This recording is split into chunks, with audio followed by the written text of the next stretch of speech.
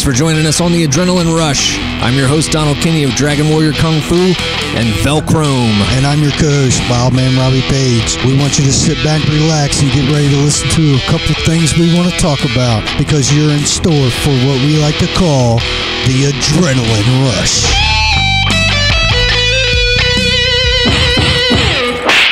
We're here with our first episode of Adrenaline Rush. Our main man, the Wildman, Robbie Paige. I'd like to get you to open this show up with a little bit about yourself. What's been going on lately? Well, this week has been hectic at the old job. I've been probably pushing 10 plus hours a day and worked 9 days straight. Got 2 days off. Thanksgiving was yesterday, and tomorrow is my wife's birthday. Got some pretty cool things planned for tomorrow, and she's been trying to pry it out of me a few times because she's not used to me doing like things out of the ordinary. You know, I'm kind of a basic routine kind of guy, and in probably about 5 years, first time I, kind of planned something that she doesn't know about, and it's driving her insane. Well, she's suspicious. She wants to figure out what the big secret is, huh? Yeah, oh yeah. But other than that, man, just doing the father thing in the evenings and trying to get some sleep in between everything. And we got next Saturday is indoor soccer drafts. Got Cody and my niece Madison. Hopefully Coach Mike, he's going to be my assistant, and his daughter Emma, she'll be on the team. We should be able to get a decent squad. We're only able to have 10 players, but indoors a little different than outdoor. There's no throw-ins. Everything's fast-paced. You don't have to wait to sub in, so you can sub in the middle of a play as long as the ref sees you doing it, and you don't have to wait for a whistle and all that stuff. So it's a lot faster pace. You could take shots from half court, and I've seen kids shoot from the other end and make it in. I mean, if you got a powerful leg for indoor, it can be fun. And this is they call it futsal because this is indoor without the walls. Now, see now. When I was growing up, the indoor, they always had the walls, so you could like bounce it off the walls, use like ricochet shots and stuff like that. Now this is a little different because there is no walls, and there's, instead of throw-ins, you have to kick it in, but you can kick it in to somebody and they can hit it right into the goal. So that's a little different. So I mean, it's a lot of fun too. It's because it's fast paced. The kids just boom, boom, boom, boom, boom, everything. It's all action pretty much the whole time. The kids have to really stay on their toes for that. Oh yeah. So getting to that, how's your week been? My week's been good. It was a short week for me, being a holiday week. So I just crank out a couple kung fu classes at the beginning of the week, and other than that, it's mostly family stuff. Of course, I have the band VelcrOhm with my wife, and we're working on both a Christmas album and a children's album right now. So we wanted to go ahead and have a song ready to drop today, Black Friday. There you go. Jingle Bell Nuts coming at you. The one that we put out today is Awesome House. It's about people being a little overly competitive with their Christmas lights. So there you go. There you go. Christmas with the cranks, right? Right. Yeah. So it's a little different. For a Christmas album, it's a little bit more adult sense of humor type material than your traditional. Yeah, no Rudolph the Red-Nosed Reindeer on this one. Yeah, probably not. Although we're only halfway done, so we'll see what we end up resorting to. New music from VelcrOhm.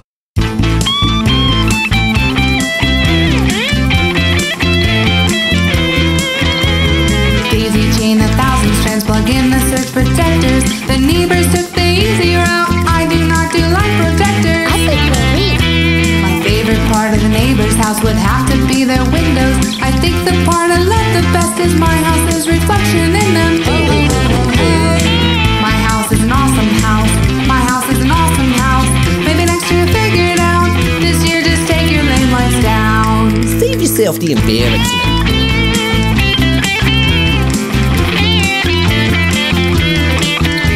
The icicles add a nice touch, the snow gives a great glare, creates a three-way mirror, my house is everywhere I stare. This has to be the greatest show, they're not just on the ground. I hung them from the fifth one loft, I don't know how I'm getting down. Let's go. I'll catch you. My house is an awesome house, my house is an awesome house. Maybe next year figure it out, this year just take your lane lights. My house is an awesome house, my house is an awesome house. Maybe next year figure it out, this year just take your lane lights down.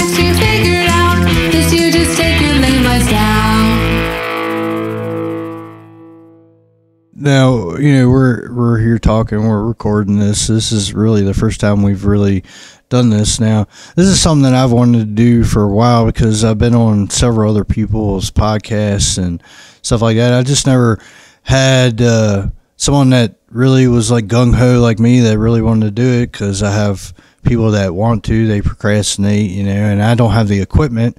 But luckily, me and Donald, we've really probably known each other, since at least high school. Yeah, I think since like 9th grade, and I think drama is what kind of got us together, and like we had a lot of stuff in common back then. We weren't like the friends that we hung out every day and on the weekends and stuff like that, but it was just like we always got along. We always were cool, and I remember a few times hanging out and stuff like that, but it wasn't. But we would always keep in contact and stuff like that. And like there for a while when I was training a lot of people and stuff, and I think it was before you moved to California and everything. You were training with us and doing some stuff, and I think I got you a couple of ref gigs at a couple of wrestling shows, and and we were like back at it again, hanging out and doing that. And then like one day you just like fucking disappeared off the planet, and I was like, what the fuck? Like, and I didn't see you forever. And I think one day I was at Sheets getting gas, and your wife was like, Robbie, and her hair was a lot longer, and I was like, I had to look at her again, and she's like, Robbie, it's Mary, Donald's wife. I was like, oh my God. And she was like, he's out in the car. And I don't remember if I went out or y'all had left before I got out there or whatever, but it was, I can't even remember when did we click up again? That's a good question. I do remember running into you randomly. Of course, like you said, we always got along, and we were training. We were training together. I think about 2010 through 2012 at least. Yeah, at least. I already had a neck injury at that point. I think I injured my neck about 2000. I think it was beginning of 2008. I think injured my neck pretty bad. I think it was about August of 2012. I got another injury right on top of the first one, C6 and 7 vertebrae. So that wasn't fun, for a while.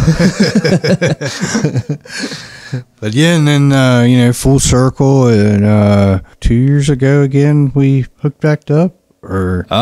Yeah, probably close to that. That's probably 2 years since I got back from Los Angeles. Running into each other was probably not too long after I got back. Yeah. I started teaching martial arts. I did a couple private lessons in 2014 and started teaching a few people regularly in 2015. I was teaching up at Extreme a little bit. I got offered a music studio job out in Los Angeles. I always wanted to move back to California anyway. Of course, when I lived in California before, I was a single guy, and so it was a pretty wild, fun time. And now that I'm a family man, it was a little different to move back as a family man than it was originally. So I was doing that for a little while. Music studio helper on the weekends and managing coffee shop as a weekday job to pay the bills. Yeah, I know about having multiple jobs and doing jobs that you don't get paid for either, but this podcast, we're going to talk about life in general. We're going to talk about wrestling. We're going to talk about martial arts. We're just going to talk about a lot of stuff, and hopefully we get some people that want to listen to us on a weekly basis, and we can it's a lot easier to do things with people that have motivation. We could talk about that a little bit later in a couple of my stories, but motivation is a lot of people lack motivation. Absolutely. And it just slows everything and everybody down. And when you want to do something, it's like you find the time, you work around your schedule, and find a way to do it, and that goes for a lot of things in life. Yeah, if it's something you really want to do, you'll find a way to make it happen. Absolutely. I've always been somebody that people tell me you've got too many irons in the fire. You've got too many interests. You need to pick one and focus on that. Yeah. My wife, she's been telling me for the last couple of years that running myself to death, doing wrestling, working, coaching soccer, at least once a week, helping teach class with you, and so that adds to the schedule. And then indoors getting ready to start, it piles up where eventually it's like a lot of times I'm running off about 5 hours of sleep. That's really when we got steady hanging out again, was when I moved my classes into the Total Fitness gym, which of course is where you've been working out for a long time. Yeah, it's been in the community for, I'd say, probably 2 decades. I mean, it was there when I was just, I'd say, 2 years out of high school, because a guy I went to school with, Keith Keller, he had taken over the gym, and dude, they sponsored me for wrestling, and I basically got a lifetime membership, and didn't have to pay. And I did a lot of stuff for them, promoting their gym. And when I got hooked up with Mountaineer Brand, we did a little commercial for them, and I did some workout videos, and it was pretty awesome, dude. I was hoping we was going to be able to get to do some more stuff, and and we got to shoot a little bit of stuff for the Dragon Warrior and everything. But then, like, lo and behold, out of nowhere, they tell us that they're going to be closing down, and we thought we had time at least you thought you had time to relocate the karate studio and everything, and they tell you 30 days, and then on a Monday they're telling you at the end of the week they're closing down. Yeah, well, the rumors were that they weren't closing down until January, and then as you said, it came in on a Monday, and they said, well, we're closing on Saturday. So I had 6 days to relocate and communicate with all the parents of all the students. So that was a bit of a wild week. But the Total Fitness was that was certainly a nice it was a nice place to be while it lasted. Yeah, to me it's like having a gym at your home in your basement, because everybody there, it was like a real family oriented gym. It wasn't souped up with high tech equipment and 500 people taking up all the machines. There was a range between high school football players to elderly people just trying to keep their body moving, and to me, that's the best place to work out, because you ain't got a bunch of meatheads in there, screaming at the top of their lungs, looking for that center of attention or taking up, you ain't got a bunch of people standing around saying they're using the equipment and they're on their phone. And it was a real nice environment, in my opinion. I mean, that's why I was going there for the past 10 years, Yeah, it was a very, very laid back environment. Kind of reminds me of the average Joe's gym on Dodgeball. yeah, there you go. Well, I guess with all that, we can take a short break for a word from our sponsors, and we'll be right back to talk about television wrestling today. Billy Bob, you down in the holler washing that beard again? You know I am, Jimbo. I got that Mountaineer brand beard wash. I got it on right now off of MountaineerBrand.com because they said it made my beard smell good. Sally loves that good smelling beard. You use that after beard balm on your body, and Sally, she just slid right off your back. Ooh, that stuff is slick. That balm is the bomb. Down here in the holler when we washing our beards in the creek, the best way to catch ourselves some fish, we throw a little bit of that sore muscle rub on our buttocks, and them fish, they just pop right up out of the water. You know what I'm saying? It's sucker fish all stuck on the buttocks. And the best way to get a good deal on that MountaineerBrand.com products, our good buddy, the Wildman, he's got that promo code Wildman15, and whatever deal they got, you add that to it, and you get another 15% off your order. Can you believe that? Woo-wee, I love me some Wildman. He be flipping around, dropping the elbow, kapow, 15% off. That's right, and it saves us some money for some moonshine. Freddie Bob, you know what I'm saying? He's got the good white lightning. Oh, I love to chug me some moonshine. I got that Mountaineer brand in the beard, and the moonshine runs right out. I can wring it right back out into the bottle and drink it again. That's right. So check out MountaineerBrand.com. All right, and we're back with Adrenaline Rush with Robbie Paige. I'm your host, Donald Kinney of Dragon Warrior Kung Fu and the VelcrOhm Rock Band. We're going to talk a little bit now about television wrestling today. Now, of course, Wildman, you've got, I think, over 16 years experience in professional wrestling. Yeah, I'm working on, May will be 16 years. You've had, I know, at least 1,000 matches in at least 6 states around the area. At least, I would say more close to about 2,000 matches, but, for a long time I tried to keep track and write them all down in on a notebook, and I had a couple people exaggerate the number a little bit, and all that, and I had somebody say, well, if they're training matches, they don't count. But if they're training matches in front of people each and every week, I consider that an actual match. Even though it's training, you're learning.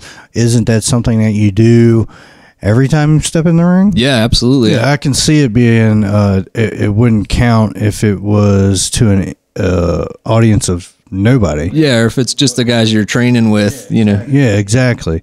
But if you got 30, 40 people there, some on the road, sometimes you go to a town, that's all shows up. So is that sure. So is that show that you drove 2 hours to with only 30 people in the crowd, is that considered a training match? No, I think a match is a match. And of course we're in West Virginia, so some of the towns that you're going to go to in this state are not big towns. Oh yeah. Same fans, a lot of the same wrestlers, and a lot of the same stuff. We'll talk about that later, but I guess right now we can talk about TV wrestling and what's going on TV and stuff. And growing up, man, I was a huge wrestling fan. I watched it, any and all wrestling. I traded tapes when tape trading was just starting and the internet was just getting along. I was in that first little circle of people, the community that was trading wrestling tapes from all over the world, and everything. Because that, before I even got into wrestling, man, that's, I was into martial arts, and I was big into wrestling, and I studied tapes and watched wrestlers that I liked and stuff like that. And eventually, when I got hurt in martial arts and had to take a year off from everything, and I went to a wrestling show one day with Brandy, and just because that's what I used to do when I was younger, go to town and watch as a fan, and then I go to a show, and 80% of the people that were on this wrestling show, okay, give or take, I was just like, man, I could take this dude. I know, I can. I'm more athletic than this guy. I know, even at being a year off from training and lifting weights and being at the top shape of my life before I got hurt, I knew I was still in better shape, and I was like, okay, I got to look into this, and I looked into it, and I had several family and people say, hey, I think you're making a mistake, and so on and so forth, just like anything else I decided to do most of the time growing up, but it was something that I always wanted to try. I always wanted to get into just to see if I could do it. I was still a fan at that time, you know what I mean? I knew, I didn't know the ins and outs, and that there were multiple schools across the United States, and I knew of like 3, and at that time I was 21ish when I looked into it, but I knew of the Wild Samoan School when I was 18, and I tried to talk my dad into driving me to Allentown, PA, where their school was, for $100 tryout. And of course, my dad would not do that.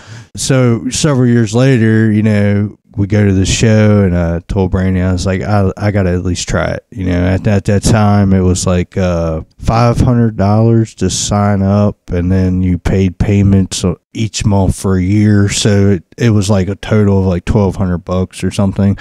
And I paid like half of all that up front, and then within like 3 months, I paid it off, just because I was like all in, you know what I mean? Yeah, you knew it was something you were gonna do, so there was no going back. Yeah, there was no going back, and maybe at that time, if somebody said no, you need to go to this school instead of here, and I knew that it would lead to better things, but at that time, and you don't know, you know what I mean? Like, yeah, but. Anyway, you kind of take what's available to you. Exactly. So talking about TV wrestling, like I said, growing up, I was a big fan. I watched it all the time, and I'd say probably the last 3 years, I've kind of like really cut back on, and some of it's due to not having the time, and I'm trying to sleep when it's on, because most of the time I work at midnight. So, But the other half of that is because a lot of what I see on TV nowadays is a lot of when I was training, the stuff that we were told you shouldn't be doing or anything like that. It's just a lot of garbage. There's no storylines.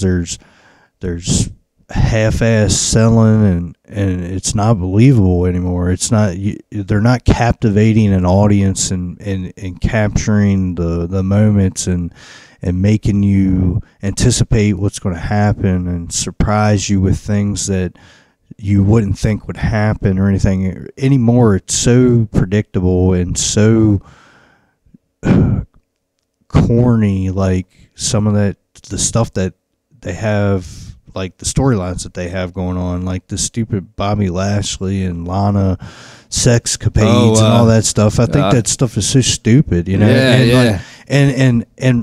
And they're still at a TV like 14 rating. You know what I mean? Like, if they're trying to go back to the Attitude Era where everything was like rated R, then they need to like do that instead of like trying to baby it with this, because if they're still, they're trying to like get deals with Disney and shit like that, and they want to have a more family audience, and but they also want to talk about people's personal relationship and affairs, and bring in Jerry Lawler to host an episode of Divorce Court, which is my problem with some of the storylines that they do is they seem like the daytime television type stuff that I don't really enjoy personally anyway. Yeah, like a little of that goes a long way, and nowadays, man, like you got all this content, all these shows on TV, all these people on the roster, and you see the same damn people every damn show. And now you got the crossover shit with got people on Raw, on SmackDown, people on NXT, on Raw. Now, I know Survivor Series and all that, and it was all part of the story, but it's going to continue to happen because, since NXT lost the ratings to AEW for like 4 weeks in a row, what happened the last 2 weeks? They've had Seth Rollins on NXT. They've had Becky Lynch on NXT. So here you go. You're bringing your top stars on the other brands to NXT to try to draw ratings, which eventually is going to be, now you're going to bring in another superstar. You're not going to bring another superstar. So now all the people you're trying to push on NXT are going to get the back burner because you got the bigger stars on that show, when NXT is supposed to be the developmental brand, the guys that are going to be moving up. But now they won the Survivor Series. They win the whole thing. So now they're considered the top brand, and these are all the rookies and the students. So now you're saying that the NXT brand is better than your Raw and SmackDown brand, which has got all your top superstars, and you just got to deal with Fox on SmackDown, and you're going to have the SmackDown brand lose to the NXT brand, which is on USA.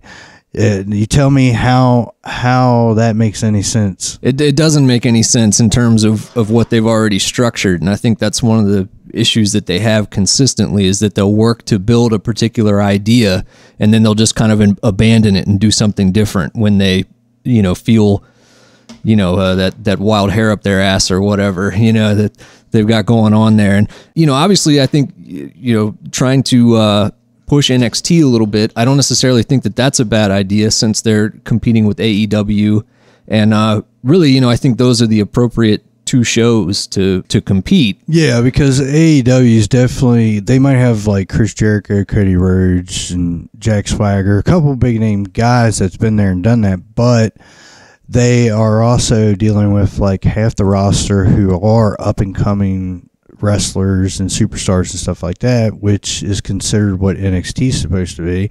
So having them two go head to head in the ratings war is one thing, but if you're going to bring in superstars from the other brand to take the spotlight away from your NXT stars, how is that? To me, yeah, it might help ratings, but how is that helping them grow as a character or get that next top spot? It's not, in my opinion. In terms of the purpose of the NXT program, they're kind of starting to work it backwards. Like you were saying, they're going to be giving less opportunities to the people who are there to exploit those, and it's just going to turn into just another weekly show, which I think is kind of the problem that they already have, that their shows are getting too repetitive. And people were tired of watching it. SmackDown, the first night that they aired on Fox, they had Stone Cold and The Rock, Mick Foley, a bunch of old heads on there, right? And that's what people remember the most. And they had a 3-4 rating spike that night, and within a week it went from a 3-4 to a 2-3, something like that. It hasn't really went up or down very much in the weeks after that, because that nostalgia isn't there, and the crap that people are seeing is the same stuff that they have been seeing over and over again for the last 2 years. I mean, they keep pushing the same guys. It's not working. It's time to move on to different people, try to push somebody else. It's, get over this one guy or this one person or this one thing. They got so much talent to pull from every roster that they could take somebody off on an injury angle, start pushing somebody else, and bring that person back a month or so later, and that would get them over even more. I mean, they don't even do shit like that anymore. I mean, I can't remember the last really good angle or storyline that Raw or SmackDown's produced. At least I can say AEW had a really good storyline with Chris Jericho and Cody Rhodes and Cody Rhodes and Dustin Rhodes. That stuff is, I like that stuff of AEW.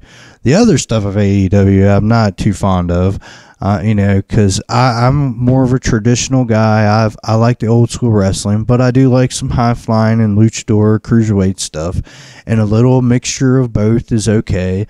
But when you overdo one and it looks fake and you're not selling moves and you're hitting a shooting star press and people are kicking out of it and stuff like that, it takes away any kind of that captivation that I was talking about earlier. You know, it's like, well, if it takes a shooting star press, a power bomb, and 4 super kicks to beat this guy, how in the hell am I supposed to believe that you can beat the champion? Or how am I supposed to believe you can beat somebody bigger than that guy if it takes that much to beat that guy? You know, it's just, right. To me, you know, and I've made mistakes in my career, you know, being young and naive and stuff like that, trying to stand out and stuff like that, and which leads to injuries and why I'm injured now and stuff like that. And my body's broken up because I did all that crazy stuff for 10 years of my career, and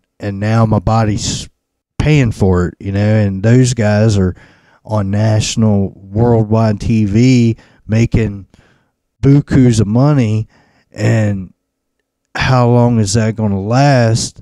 With, you know, for one, if the ratings go down and keep going down, TNT might say, I'm done with this, you know. And then, you know, if they are and they last long and they keep doing that stuff week after week after week after week, at some point it's gonna catch up. Everybody on the roster is going to be hurt. You know what I mean? Yeah. I mean, you got to slow some of that down and tell a story and make people want to see what's going to happen instead of predicting everything that's going to happen, because you do the same routine over and over again in every one of your matches. And that's what, to me, it just, that's why I can't watch so much of it anymore, because I can, being a wrestler myself, I can tell you what's going to happen most of the time.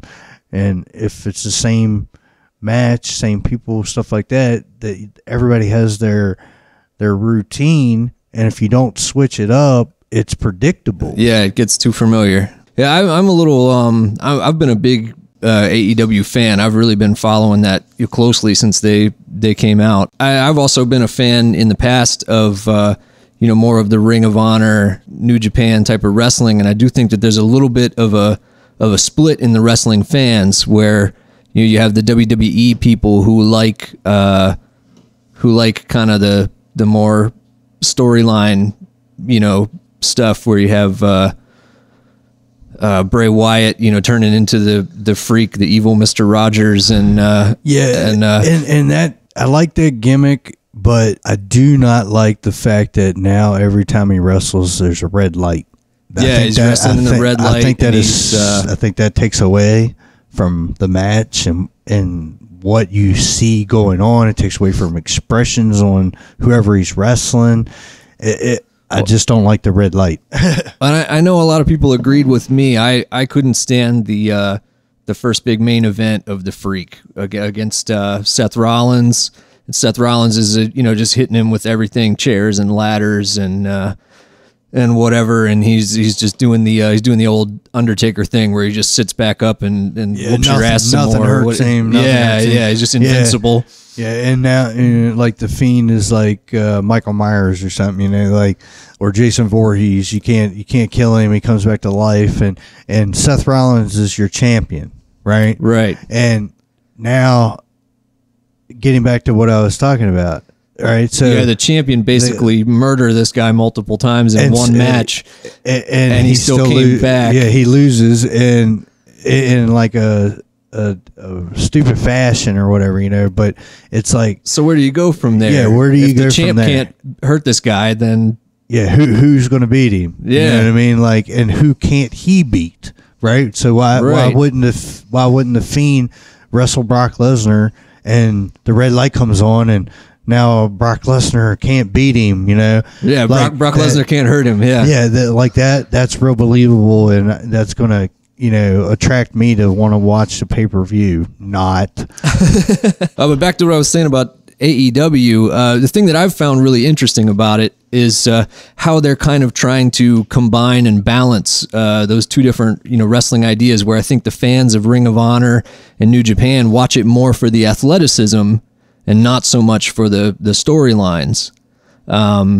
And I think that's kind of, where the AEW has an interesting mixture of those two kind of styles, where they're trying to do, they seem to be kind of trying to go both ways with it. And it's been interesting for me as a fan to see how they're working to balance those and so forth. I see where you're coming from. And like I said, there's some of it that I like a lot.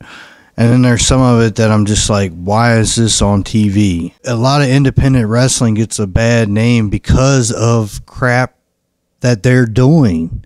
And it's like, these guys are getting paid 10 times what I get paid, and they're doing shit on national TV that wouldn't fly in a lot of places, and like, I used to like Impact. I don't even really know when it comes on. I just see some clips and highlights of this and that of what's going on, and a lot of it's turned into garbage wrestling, like weapons and stuff like that. They signed Joey Ryan, so they did you know that they had Ken Shamrock versus Joey Ryan? Okay, and tell me how much this takes away any kind of believability. So you got, at one time, the world's most dangerous man, Ken fucking Shamrock, all right, wrestling Joey Ryan, and fucking Joey Ryan does that stupid dick flip thing on Ken Shamrock. How fucking retarded is that? I mean, to me, that takes away all Ken Shamrock's legitimacy, because I don't care if it's fucking fake or whatever, you know what I mean? But for one, Impact's on Access now, so it's on TV, and they signed Joe.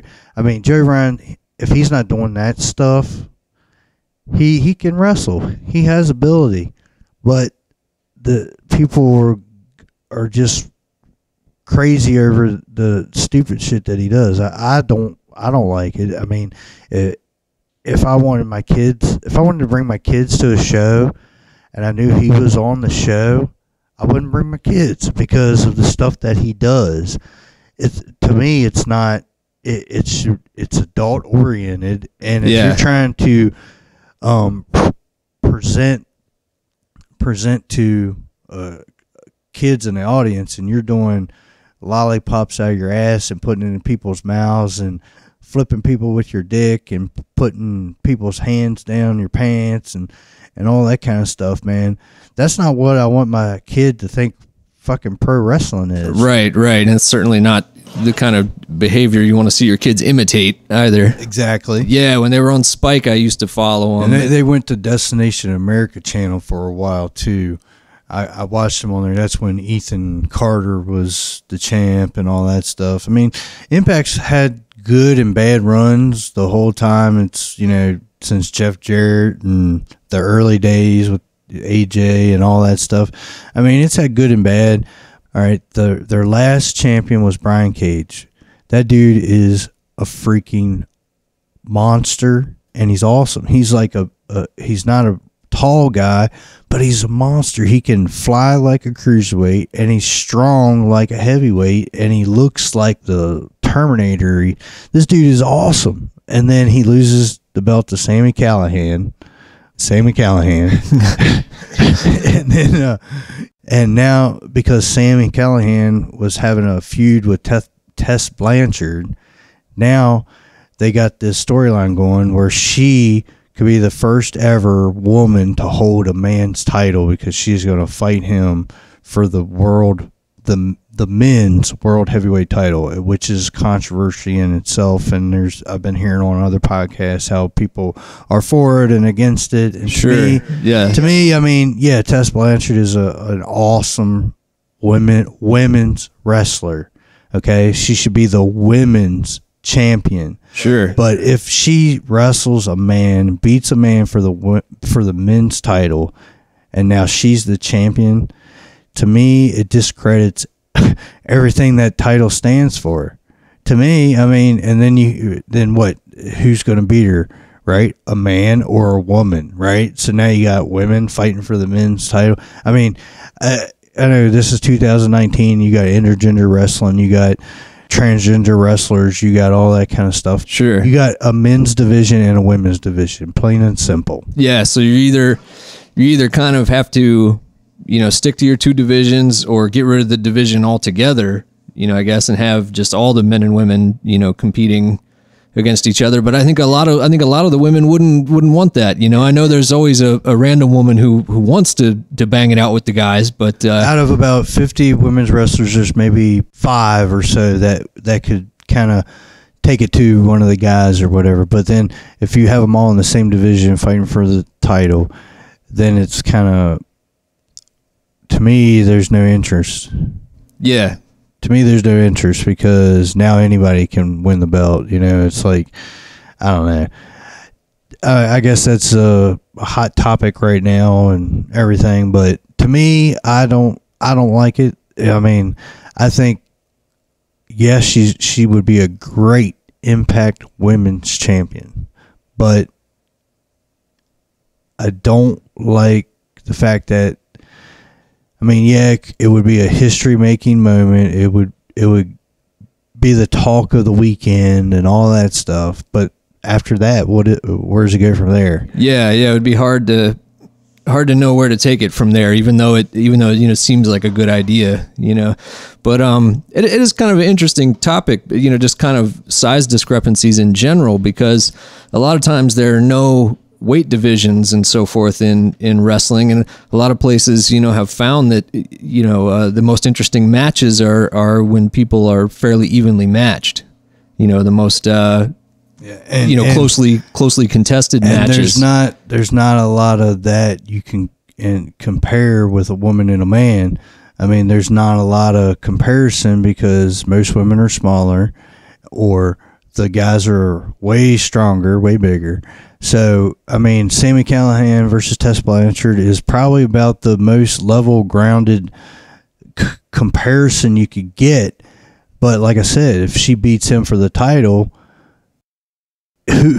she ain't going to beat a Brian Cage. If she would beat a Brian Cage, that would just ruin him, in my opinion. You know what I mean? Right. Like he's or just think of that. Just think of any other wrestler that's bigger than Sami Callihan. Well, to your point, some of the guys are just so big and powerful, and that's even a lot of companies have started doing a cruiserweight championship and stuff like that to make it more fair for some of the guys that are a lot of times some of the best athletes, but just aren't giant monsters like a lot of the guys that you do see in professional wrestling. Yeah, and it is deceiving because TV does a lot of justice for some people, and some people they are that big. Like, yeah.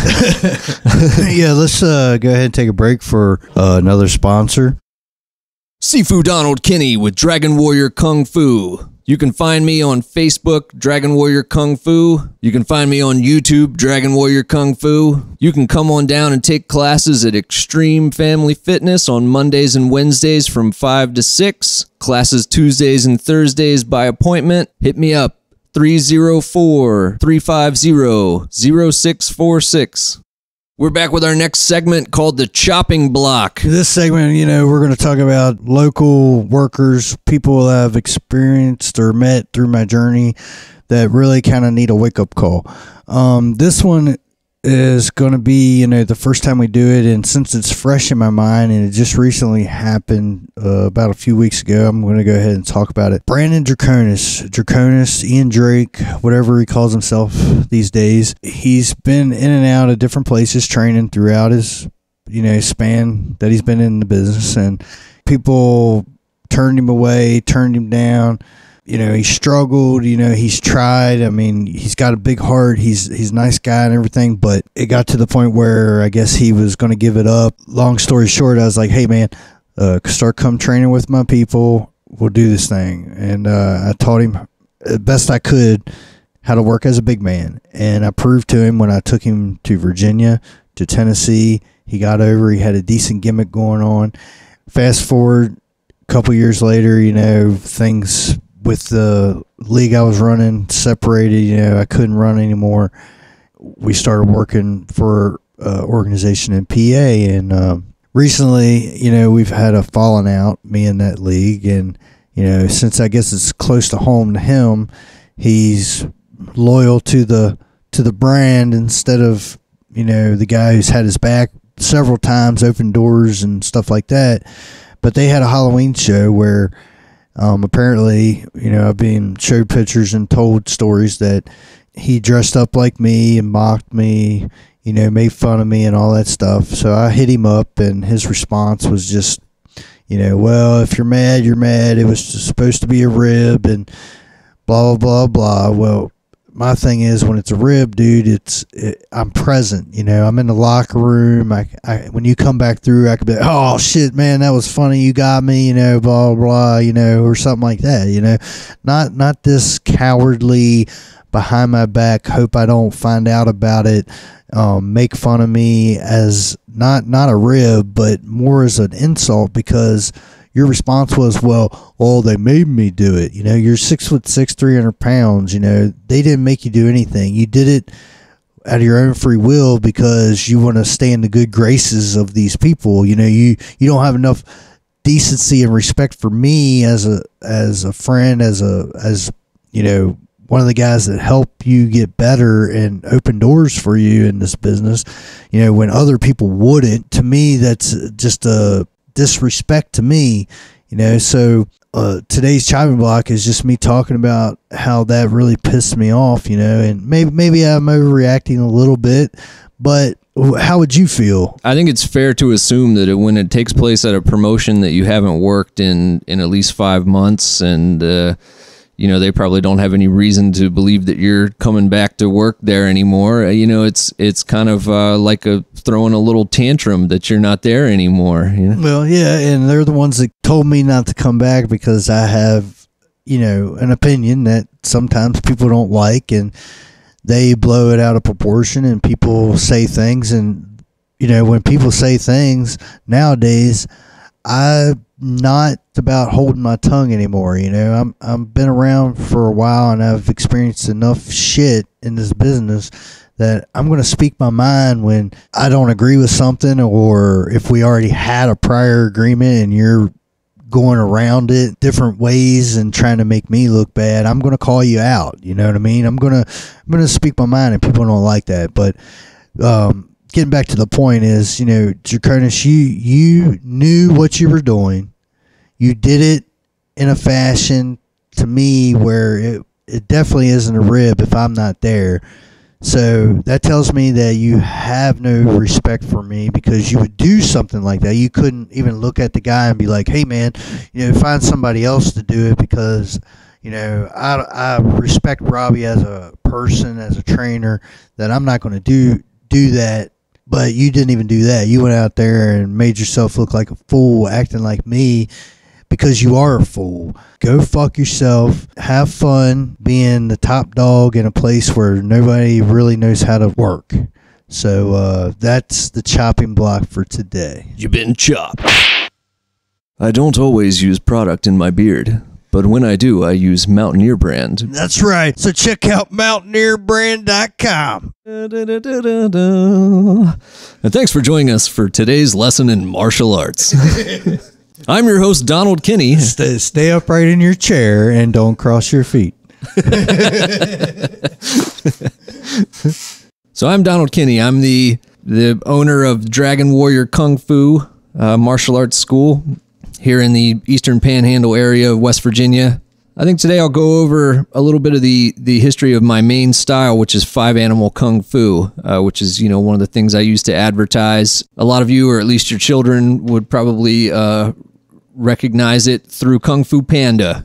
The panda is actually the Dragon Warrior who is accumulating the various skills of Kung Fu by training with the different animal style specialists, and of course under the tutelage of the Master Shifu. So that's, the same idea of what we have. And a lot of people know, a lot of people, in modern martial arts attribute the origins to the Shaolin Temple in China.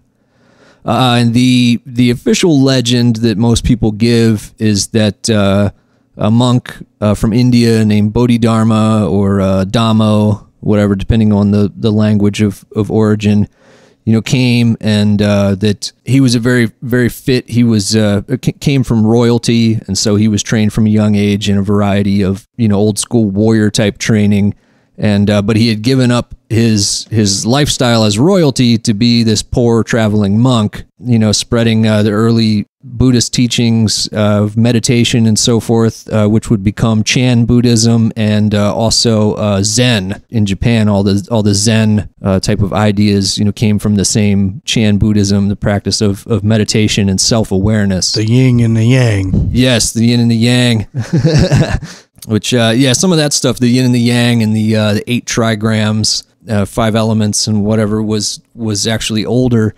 And that's you're bringing me to the story. The legend is mostly legend. Of course, the historians now know that martial arts and particular styles of kung fu have been around a lot longer than history that we actually know. The story of Bodhidharma or Dhammo, whatever, bringing the kung fu is more of just attributing something else to one of their folk heroes, where actually kung fu had been around for forever pretty much, and just like war, the sport of wrestling, old as humans are, so there's not a particular history of when it actually started. Well, like you were saying in class the other day, that all forms of martial arts, just for example, like jiu-jitsu, taekwondo, and, whatever, all are various forms that started in kung fu, right? Yes. So the popular modern martial arts that we have, they all credit Shaolin Kung Fu with being their origin, because that was a place, from the earliest recorded history that we have where they trained kung fu and they had a sustained lifestyle. So they were able to train, kung fu 7 hours a day, every single day. And different masters came and went and shared the knowledge, basically traded the knowledge of, what they knew for, what the Shaolin monks or a particular monk knew. And so they basically collected, and in the case of our style, the 5 animals actually went out at one point. As the story that I have goes, they had a guy staying there who was a highly respected military general, and he said that he really liked the kung fu that they had there at the Shaolin Temple, but he said, it's not complete. And in my time in battle and traveling the lands and stuff, the most ferocious and powerful kung fu I've ever seen is a couple guys who used a style called the 5 animals. And so they actually sent a couple of their best guys out to find a 5 animals master, and they didn't specifically find that, but they found a couple other masters with styles that they weren't familiar with. And so those guys came back and they traded knowledge with those guys and with the different Shaolin masters and the military expert and stuff like that. And they basically attempted to put together all of the different techniques and styles of martial arts and write them down and categorize them. So it's kind of the original ultimate mixed martial art, where they, attempted to just kind of have a document of everything. It's like everything all in one. It's Right. like an all-knowing, kind of like the Matrix. Yeah. And then of course, as they're trying to work it into their curriculum, what they ended up doing was having different guys specialize in different areas. That branched out. That branched out. And then not too long after they were getting into doing that, the government, who had relied on the Shaolin monks to help them win wars in the past, decided that they were too dangerous and came in and destroyed the Shaolin Temple and killed a lot of them and burned it all down. And so the styles of kung fu that are considered traditional today, Isn't that like and they had to go into hiding and secretly train people and stuff like that, right? Yes. Most of them were killed. A few of the top monks who were already older, a little past their prime, even though they had a lot of knowledge, went more into hiding. And then there was 5 of the strongest guys that fled, because the temple was originally in northern China, Henan province, and there was 5 guys in particular who were strong young warriors that moved to the South China and changed their names. And they then started teaching Kung Fu under the guise of it being their personal family style, and the Kung Fu tradition, later as things got more safe for the martial artists, got more open and got more public about the fact that they've, maintained a secret tradition that, these 5 different lineages all came from the original Shaolin temple. And, but they're mostly very different now. Let's see, it was Hung, Foot, Choi, Mok, and Lee, I believe, were the original 5. And the other guys, because they were teaching it their own way, it kind of transformed over the years. Hung was the only one because he was considered the strongest. So he was the only one that his students have made a real point of keeping it the same. Now, even that one, there's different schools where there's different villages that teach what they were originally taught, and then there's a mainstream Hungar, which has changed a little bit over the years with the famous Wong Fei Hung, who trained with a couple other guys after being raised by his father, who knew the original Shaolin Tiger style. So there's a lot of variations, just like happens with any kind of martial arts style or whatever. There's going to be differences, even when you go from school to school of the same style. Speaking of which, so we keep going on the topic, and because to me this stuff's interesting, and I could listen to you here talk about that stuff for all day. But speaking of schools, though, let's talk a little bit about your school, Dragon Warrior Kung Fu. Like I said, I help out a little bit, and I have a good bit of knowledge and experience with martial arts, and we got a handful of students. We're trying to get some more to come out and check it out. And even though we're at 2 locations right now, and hopefully in the new year you'll have your own place, and we'll still be able to share space with Jesse at Extreme. And because having collaborations and people that want to work together is always great. Absolutely. Yeah.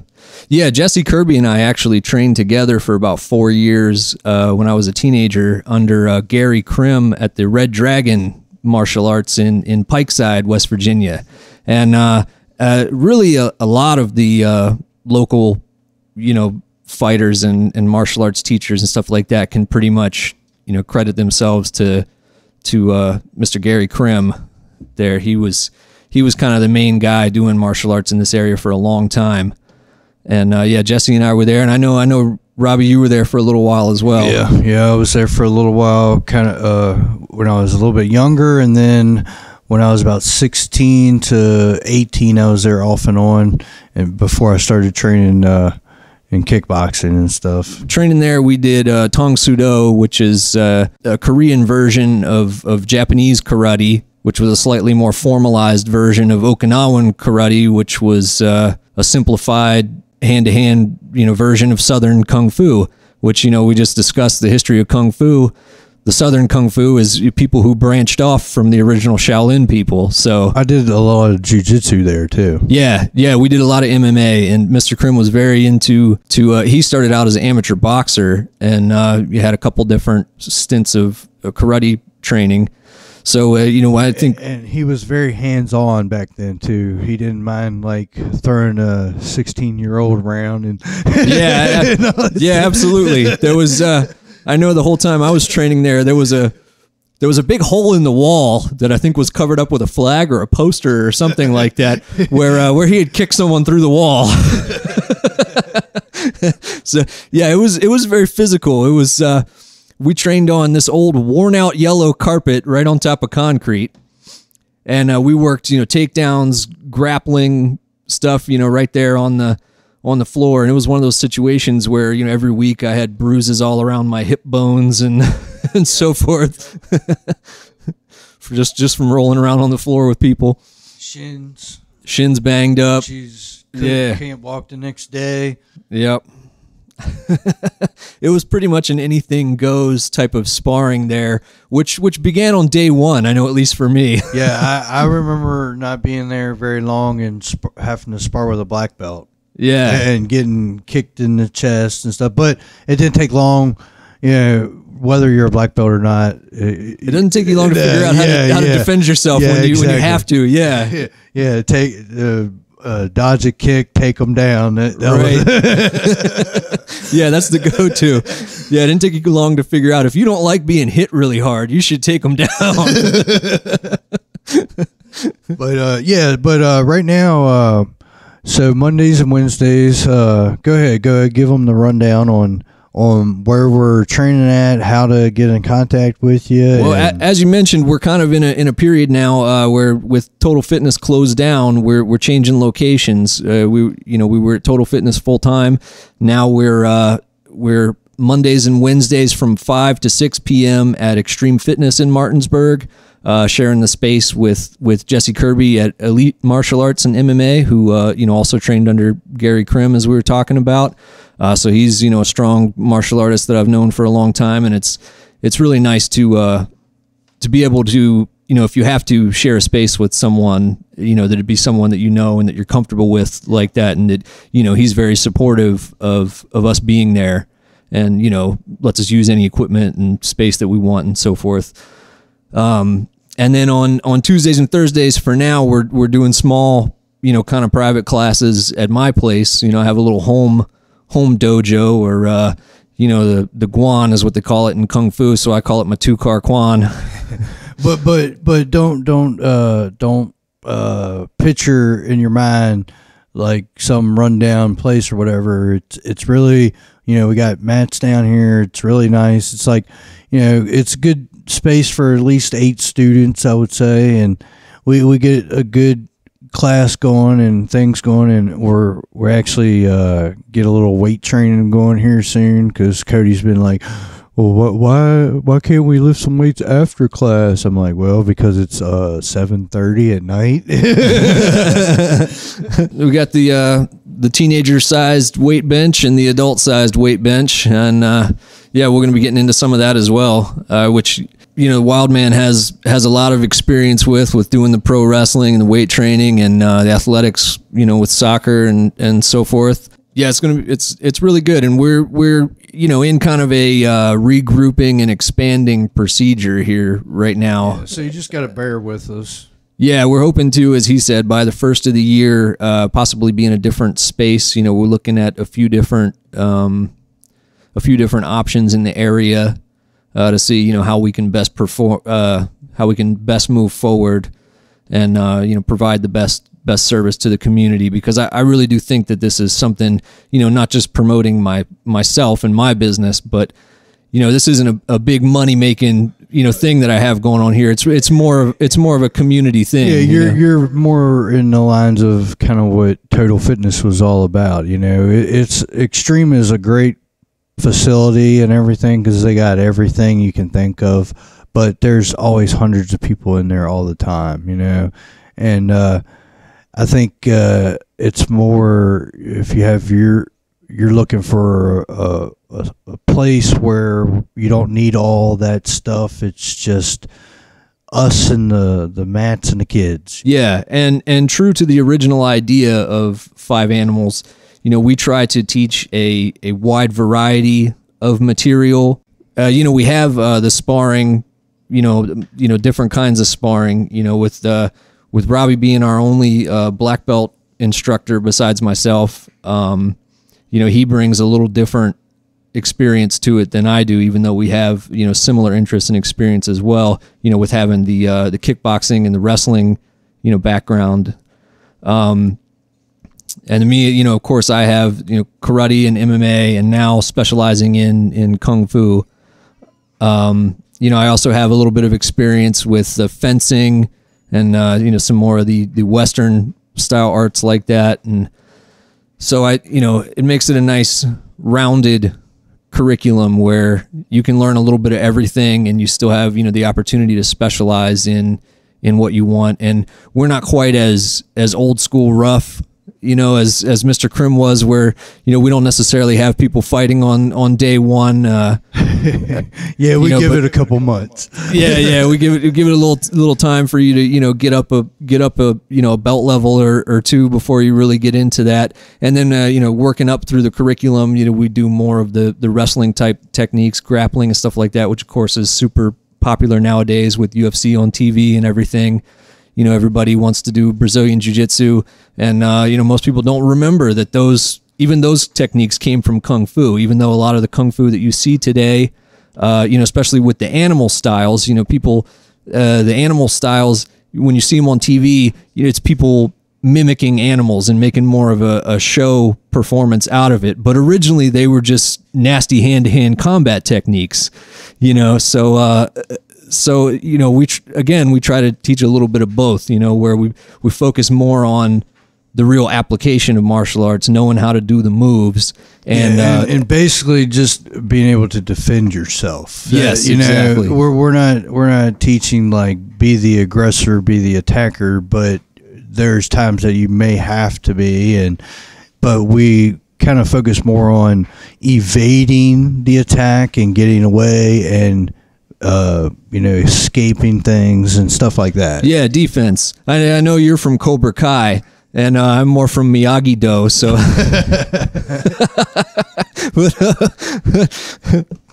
just a little inside joke there. But that's still a good mixture, Right. And that's, kind of brings us to the same point, with martial arts being for defense, not for going out bullying people and flexing on, these cool moves that and bragging about being a black belt and this and that and blah blah blah, and which gets me, so we can wrap this segment up real quick, but gets me to the point.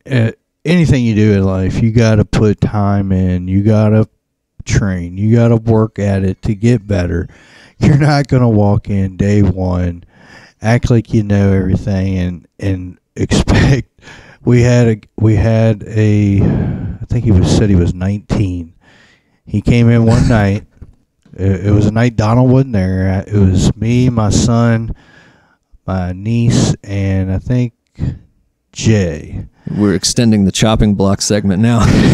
And this kid, man, he came in, he seemed cool and all that, he was genuinely interested in class, and we went through the stretches, we went through the warm-up, we went through the basic stuff, and he was just like, we went through the basic stuff that we do before we get into the more complicated or strenuous stuff, and the kid just looks at me and is like, I don't think this is for me. I'm going to leave. And I was like, dude, we ain't even really started class yet. And he was like, well, I didn't think it was going to be like this. I said, well, what did you think it was going to be? Like, you were going to be Bruce Lee the first night? And he just looked at me and turned around and walked away.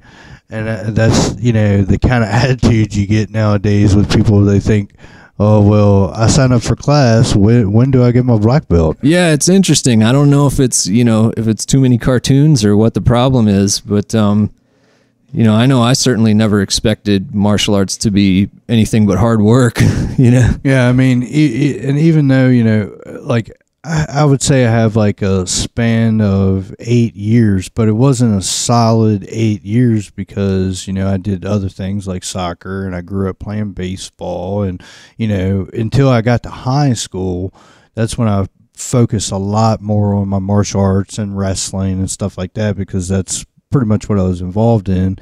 And I still played soccer, but I had more time to do it because I had my own vehicle at that time, and I didn't have to worry about asking my parents for a ride, and there was plenty of times where they thought I was going to a friend's house, but I was going to karate class.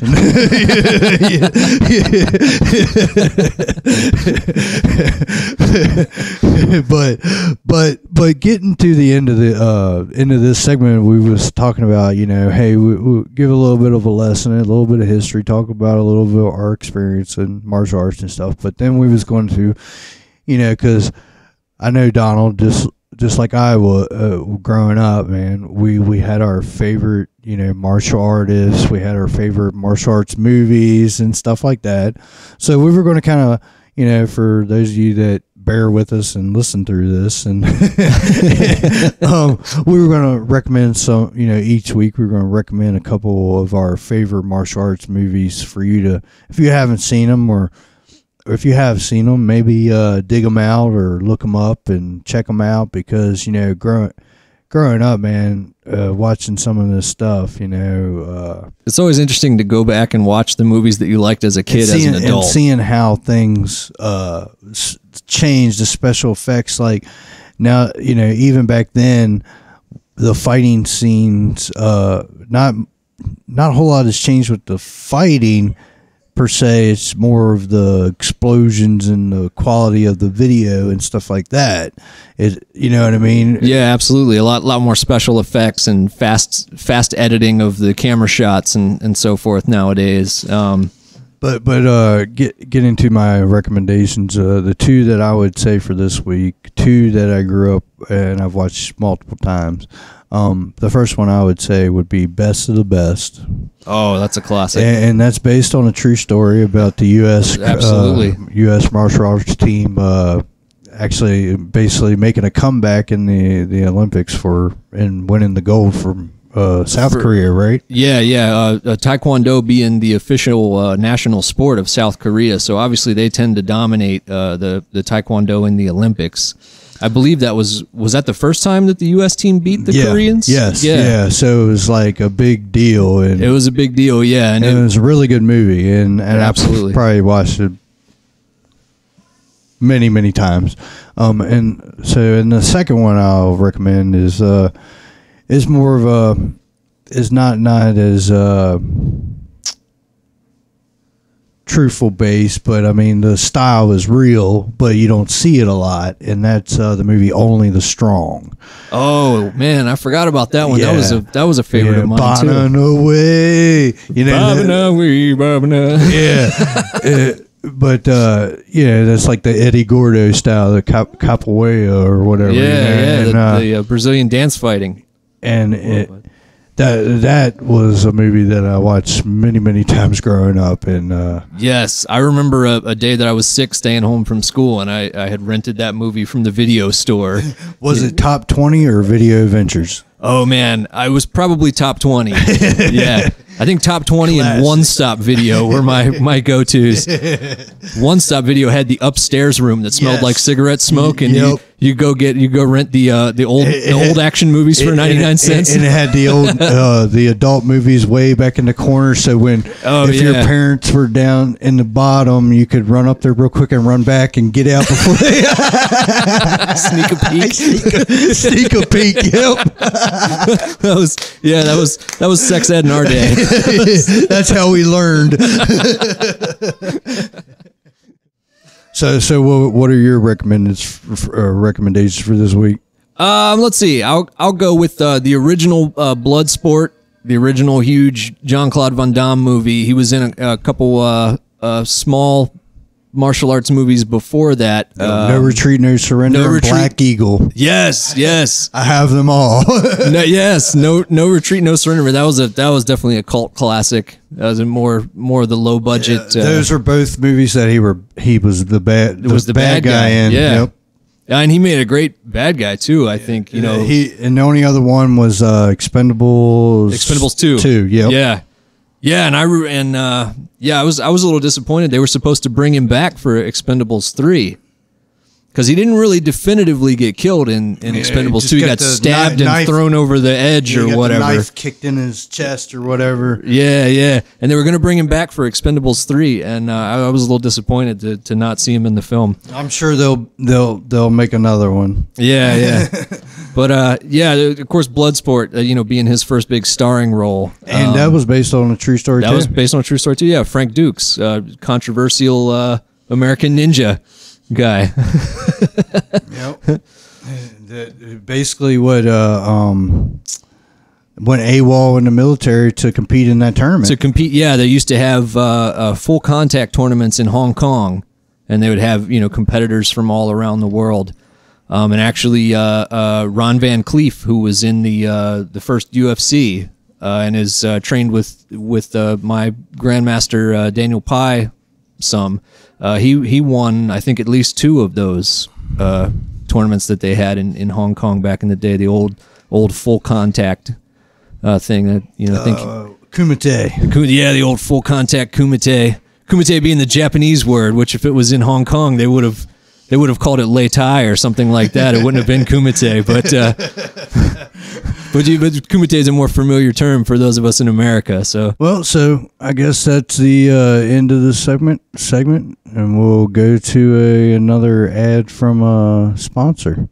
Do you love kung fu movies? Of course I do. Do you want to be like Jackie Chan and run through traffic doing backflips? You know I do. Do you ever want to beat those ninjas that attack you in the frozen food section of the supermarket? Always. Come on down to Dragon Warrior Kung Fu, where you can choose to be a dragon. All right, and we're back with Adrenaline Rush with Wildman Robbie Paige and your host, Donald Kinney of Dragon Warrior Kung Fu, where you can choose to be a dragon. So I think today we're going to start at the beginning and talk about our early experience, our early exposure and influence from professional wrestling. All right, well, how about you go first on this one, and what's your earliest memories of watching or seeing wrestling? That's a tough question for me. It would have been sometime, probably between 3 and 4. And I remember, at the age of 7, I was really into professional wrestling. I had the little WWF action figures, and I had the big rubber ones or the plastic ones that had the action. Okay, yeah. So around 7 was when the little plastic ones with the action moves came out. And I was really into those, and I had older cousins who were into wrestling as kids and had grown out of it at that point. And they had the big rubber guys, and so I inherited most of those along with the ring. Hell yeah! So I had the full couple first lines of the WWF toys. Back in that time, I was still renting VHS tapes from the local video store. And I was really into that. I would always go rent. Survivor Series was one of my favorites because I liked the elimination idea. Which they've ruined nowadays. Oh yeah, I don't even want to get into how fucked I think Survivor Series is these days. But but yeah, that was one of my favorites as a kid to see my favorite superstars, see who was gonna last. Through an elimination process. Yeah, and, of course, Hulkamania. I was a Hulkamaniac as a little kid. I had the little Hulk Hogan weight set with the 3-pound dumbbells and the and the bandana and the animated chart. And Mr. T, be somebody or be somebody's fool. Yeah, that stuff was great. Nobody had personality, just loud, bouncing off of the walls, crazy stuff like the 80s wrestlers. I mean, without that era of wrestling, I don't think wrestling would even be around nowadays. Yeah. It gives you mixed feelings about putting cocaine in your steroids. Man, as terrible an idea as that sounds, those guys were amazing. Well, I guess my first memories of wrestling, I would say, is around the time, believe it or not, my dad he watched wrestling when I was younger.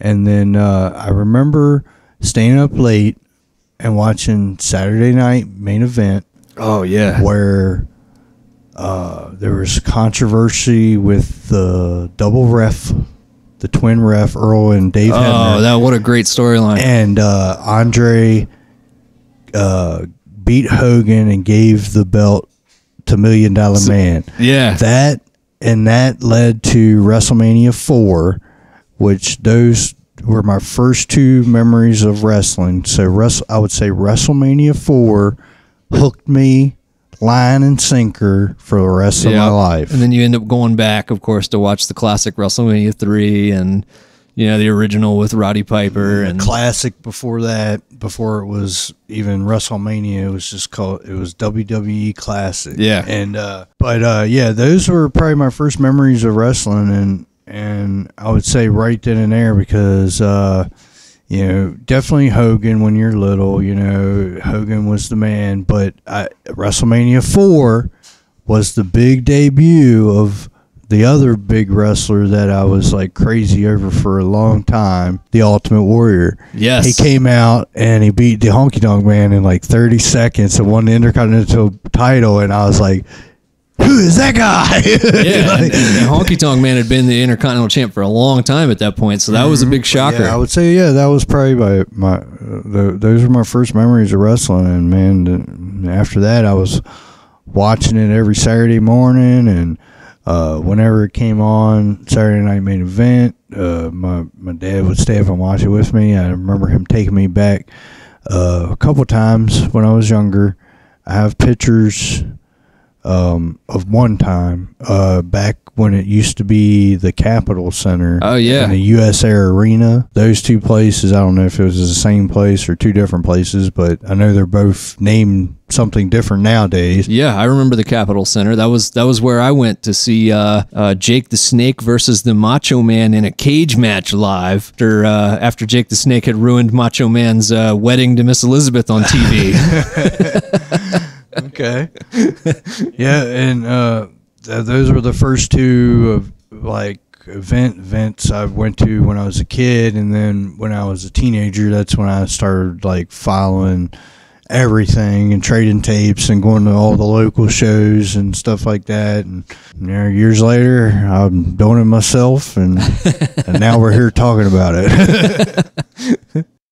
But yeah, so I guess it wraps up that for today, and I guess we'll go into the closing segment where we'll just today we just kind of shoot the shit a little bit, talk about a little bit of everything, and over the weeks to come we'll have a third voice hopefully next time we do this, and eventually down the road maybe we'll have some guests and some other people, but just trying to do something we enjoy, and maybe another avenue of spreading the word about what we do, teaching kung fu and karate and wrestling and just things in general. Just kind of want to speak our mind and our opinions, and if you like what you hear, listen up. If you don't like what you hear, you don't have to listen. But if you do, you can check us out on Facebook. You can go to YouTube, type in Wildman Robbie Paige. A bunch of my matches will come up. Spread the word. Right now I'm injured. Hopefully middle of next year or something like that, I might be able to get back in the ring. But right now I got to do what's best for the family and stay healthy. You can also go to mountaineerbrand.com. Check out their products. They do a lot of stuff. They got beard products. They got body wash, soap, deodorant, toothpaste, everything. It's all 100% natural. It's local in the Martinsburg area. Yeah, great all natural products. Great company too. A lot of really friendly people there that are very active in the community. Yep. They always got deals going on. And whatever deals they have going on, if you add the promo code Wildman15, you'll get an extra 15% off of your order. So if they got a 30% off deal, you get 30% off plus the 15%. So that's almost half off of your order. So check out those deals and use that promo code, and I guess, Donald, you can... Yeah, Mountaineer Brand, Wildman15, promo code. And, of course, I'm Donald Kinney. My last name is the unusual spelling, Kinnie, if you wanted to look me up. Dragon Warrior Kung Fu. We're one of the only Kung Fu schools in the area, growing and expanding, hoping to be offering some new programs and locations here in the new year. Check us out. So you can contact me directly. I have a Dragon Warrior Kung Fu page on Facebook. Podcasts are very popular right now, and wrestling podcasts, there's a lot of different ones with a lot of big names, and that's really cool to get the behind the scenes on the what's on television and the classic wrestling. This is going to give you a little insight on the independent circuit and what goes on and things that happen and some things that people do and some people that really need a wake-up call, a fresh shot of espresso, or, as we would like to say, an adrenaline rush. And that's the show for today. Thank you for joining us on the Adrenaline Rush. I'm Donald Kinney. You can catch me on YouTube, Dragon Warrior Kung Fu, or on Facebook, Dragon Warrior Kung Fu. And I'm Wildman Robbie Paige. Check me out on Instagram at Wildman Robbie Paige. You go to Facebook and type in Robert Page, and you can go to YouTube and type in Wildman Robbie Page. A bunch of matches, highlights, videos will come up. Do me a favor and go to MountaineerBrand.com. Check out all their products and use the promo code Wildman15. Save you some money on your order.